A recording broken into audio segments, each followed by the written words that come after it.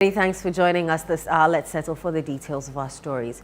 President Mahama has restored the licenses of over 60 radio stations, including Wontumi and Asaase Radio, whose licenses were suspended by the NCA over regulatory breaches. The president has also provided a 30-day window for them to rectify the anomalies. There's more in this report.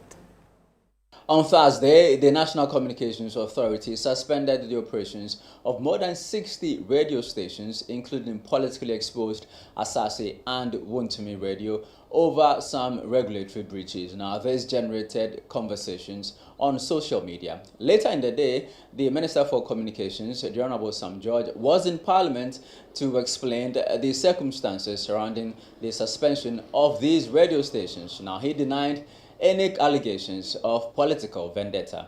Mr. Speaker, our goal is not punishment, but accountability, order, and the responsible stewardship of a public critical resource. This is not routine housekeeping. This is a declaration against impunity, abuse, and inertia. The airwaves do not belong to the powerful and connected.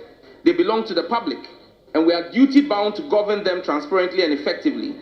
Our fight is not against free speech.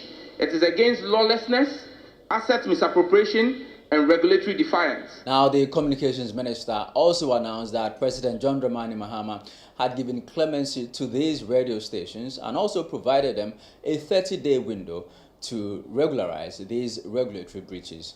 Mr. Speaker, a few minutes ago, His Excellency John Dramani Mahama, the President, directed that the Ministry of Communications, Digital Technology and Innovation work with the regulator, the NCA, to allow all the affected radio stations some additional time to correct the identified breaches within a defined time frame. Those who fail to do so shall have their authorizations formally revoked under the law. In line with this directive from His Excellency the President, the Ministry and the NCA have granted a further 30-day grace period to all defaulting entities. Now, the Communications Minister's statements generated debate on the floor, with the minority leader casting doubt over the genuineness of the president's clemency to these radio stations. Mr. Speaker, so I would want to encourage Honorable Sector Minister to rather deepen the engagement process as directed by the President. Some of these belated actions for the purpose of optics will not help the cause of democracy. Stay away from the punitive actions. Stay away from this excuse of you need to enforce a regulation, especially when in enforcing the regulation you may be slipping out of the confines of the Constitution. Also in Parliament, the ranking member on the Health Committee, Dr. Ayiwefrie, was finally able to make that statement on the strike by the Ghana Registered Nurses and Midwives Association following the admission of the statement by the Speaker. Now, he expressed hope that following earlier discussions between the Health Committee and the striking nurses, the end of the strike was in sight.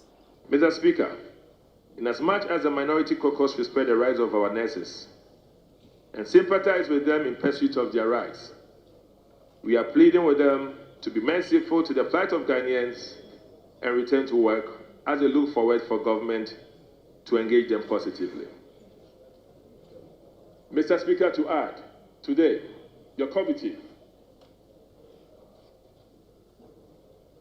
your non-partisan committee, after a good discussion, have been able for us to make a peaceful way, and we hope there will be a good news by close of day. Now, while commenting on this statement, the Member of Parliament for Okuapem North, Samia Oku, urged the Health Ministry to address the concerns raised by the nurses and midwives.